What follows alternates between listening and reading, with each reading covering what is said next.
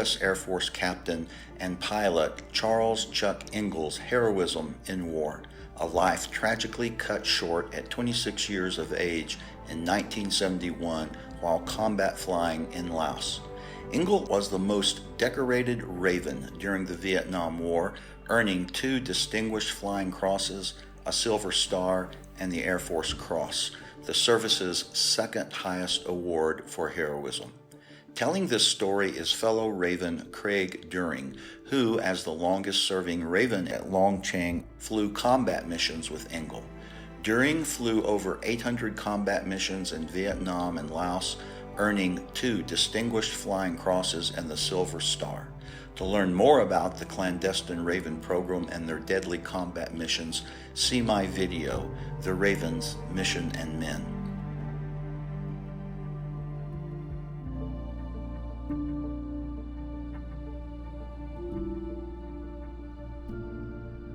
I'd like to tell you a little bit about Chuck Engel, one of my friends that I worked with and got to know very, very well as a Raven Fac in Laos.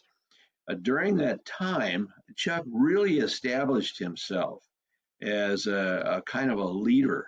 Chuck, to tell you a little bit about his background, came from a very small town in Indiana. He had a small class that he stayed with all the way through grade school, through high school. He was a National Honor Society member for the 4 years he was in high school. He was vice president of his class twice. He was very involved in athletics. He was a strikingly good-looking gentleman. He was very reserved, not really quiet, I wouldn't say, but he wasn't quite the outgoing, boisterous type that you very often ran into in this situation. Most importantly, he was probably the best pilot that I've ever seen. And there are many, many instances of things that he has done that really kind of add to this. It didn't take long for him to really show what he was worth.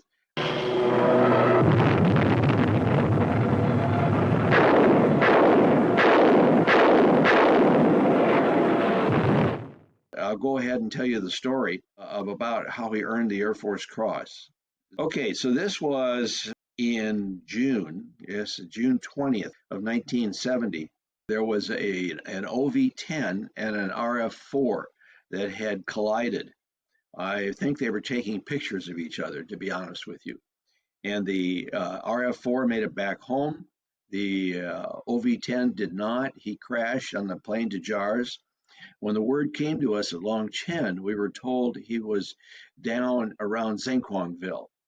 Now, Park Bunker, who was another good friend and who also died over there, had just come in a day or two before into Long Tieng. And we had been friends down in Vietnam, actually. He hadn't had his checkout yet, and we thought this was a great chance for him to do that. So he jumped in the back seat. I jumped in the front seat of an 01 Bird Dog, and we headed towards to Zhenquanville. On the way, I made contact with Nail 42, the guy who was on the ground. And just as I got to the question, how close are you to Zhenquanville? Where are you from Zhenquanville? So I could find it. There was no answer. Heard nothing at all. I tried to radio him several times, and finally Ray Duehring, who was airborne at that time, called on Fox Mike and said, "Just be quiet. Chuck's talking to him." Oh, well, I knew that Chuck was up. Chuck Engel was up too. Well, it turns out that Zhenquanville was not where he was located, and I had, in essence, overshot the area where the downed pilot was. Chuck came up behind me. He made contact at low altitude. Ray Duehring flew at high altitude and tried to organize the fighters as they were coming in. Now, there was an overcast down in that area right at that time.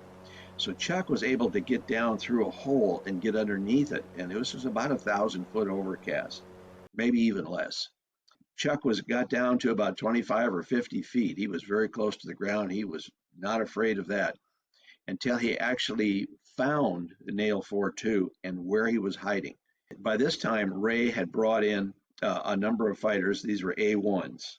They handed them over to Chuck. Chuck actually directed them to targets that were within 25 meters of where this pilot was hiding. Very, very good. A lot of intense enemy ground fire down there.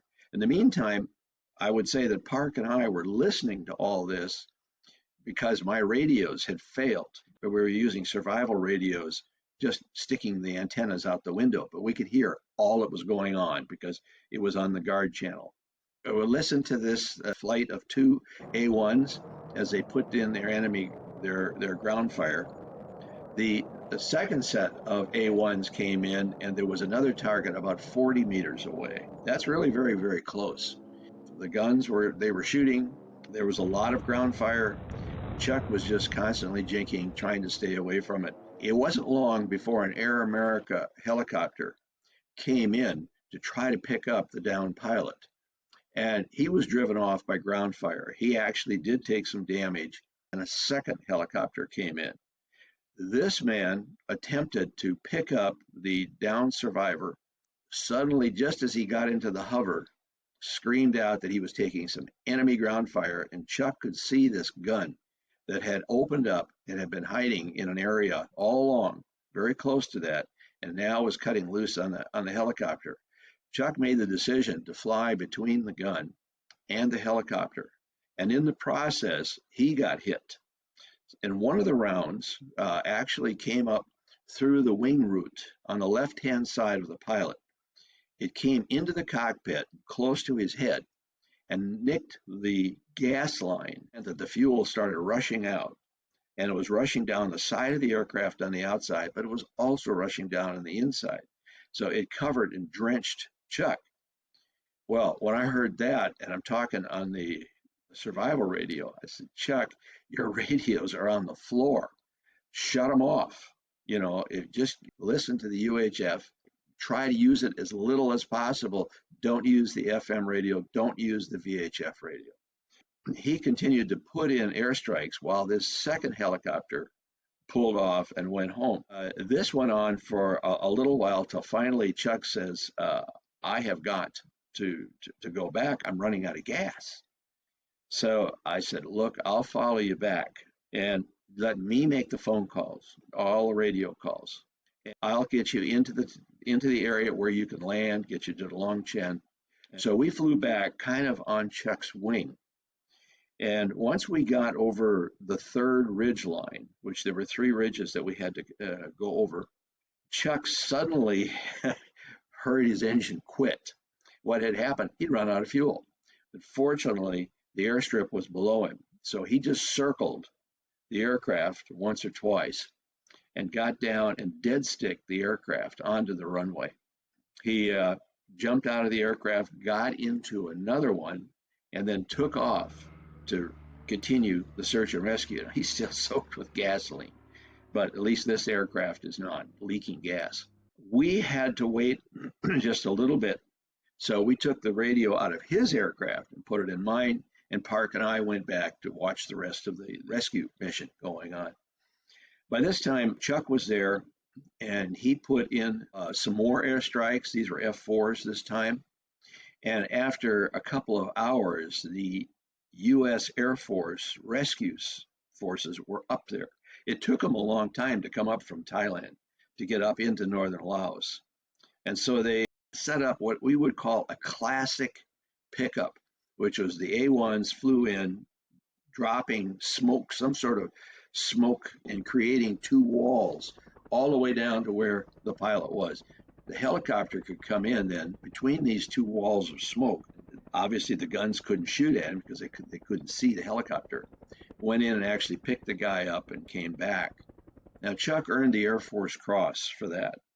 And he's the only Raven to earn the Air Force Cross while he was a Raven. There was another guy that earned an Air Force Cross, but he had actually left the program.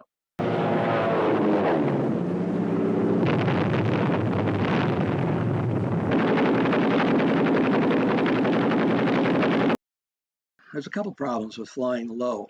One is, you do see things because you're looking under the trees, and there's people looking back at you. On the other hand, an AK-47 holds a lot of rounds, and if there's 3 or 4 or 5 or 6 of them, they may be a little startled, but one of them's going to be smart enough to pull it out in front and lead. And that's what happened when my friend Chuck Engel got shot through the leg. In October, Chuck and I were flying, looking for enemy troops.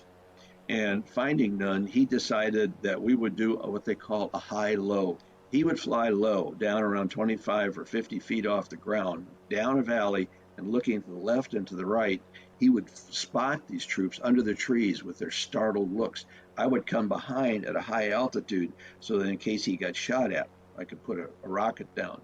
Well, he did, and he was successful at it, except that all of a sudden I heard kind of a noise on the radio. And I said, Chuck, are they shooting at you? And he says, I've been hit. And I said, pull up, head home. I'll be on your wing in a minute. And I found out what happened was the first round came through the cockpit and actually went in front of his eyes. He saw it. He saw the flash of it. And what we traditionally did on the bird dog was fly with one window open and one window closed. And that it kept the maps from flying out the window. If you had both of them open, man, it was a draft and it was terrible. But put one down, it went right through that window and blew the window right out. The second one came in low and hit him in the leg just above the ankle. And the bullet actually came out completely, but it had lost its energy, so it was rolling around on the floor, and he picked it up. And he had it, as a souvenir. And it took almost a half an hour for him to fly home, and during which time we went through all the problems. For example, initially it's shock, and then he can't feel anything. Then the feeling returns. Then he gets nauseous. All these things, one after the other, after the other, after the other, because he wasn't on the ground yet. And the idea was to keep him talking.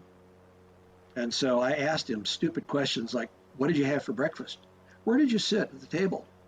What, things I could make up just to get him talking. Well, an Air America helicopter joined us, and he actually asked me to kind of move off a little bit because he wanted to stay close. Fine. We came over the last ridge of mountains down to Long Tieng, and Chuck landed the airplane, but he saw that it was running off the runway. And this is because he couldn't work the rudder pedals. It's a tail dragger, He saw himself running off, and he knew that he had to use his bad leg to actually keep the thing on the runway. So he just gutted it out, sucked it up. He knew it was going to hurt, and he smashed that rudder pedal in. I saw the airplane ground loop twice. And then he shut the engine down. They ran up to him. They pulled him out, put him in a Vopar that was waiting there, which is an Air America Vopar. It was very nice. They took him straight down to Udar.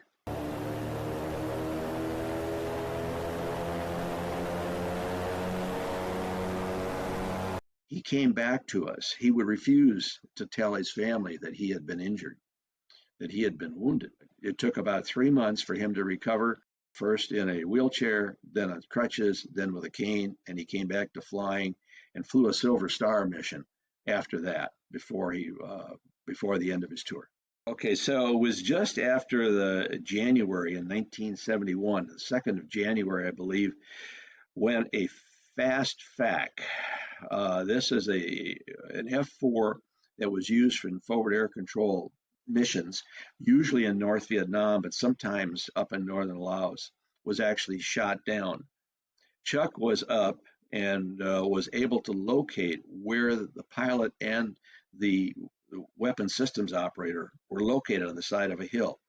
There was really a low clouds in the area, so he had to let himself down and come up through this very, very dangerous place at low altitude until he actually finally located the two guys on the ground.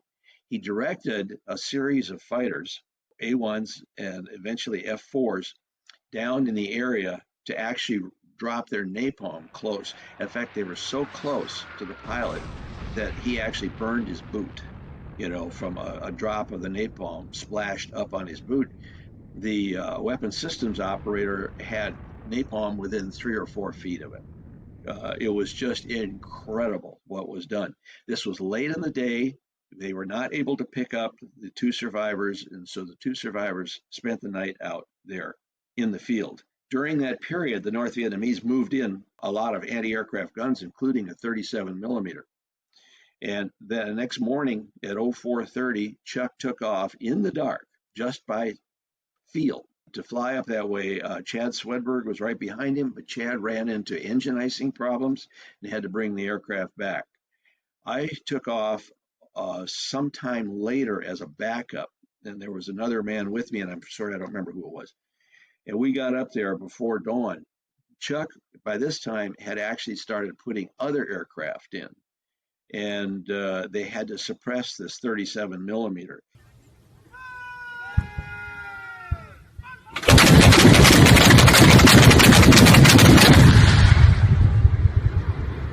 Again, under the clouds, even the F4s, which did a marvelous, marvelous job that day, came in with, after their briefing, underneath the overcast, up the side of the hill, dropped their weapons close enough to our survivors in order to take out the enemy troops, which they could even hear. They could hear him talking. They could hear him walking through the brush, and kept these people away from our survivors so that we could get in and pick them up. It's a long story short, but Chuck earned the Silver Star for that. And in fact, when it was all said and done, they actually invited him down to Thailand, and he toured a couple of bases down there where people thanked him personally for all the wonderful things that he had done. This was now about 2 months before he died over there.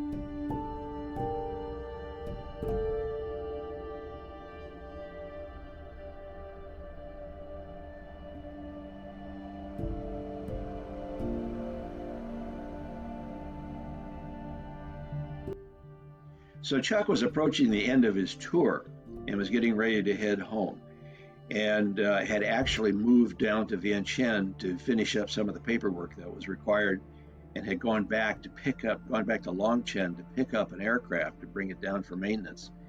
And during that flight, the aircraft actually crashed, and he was killed in that.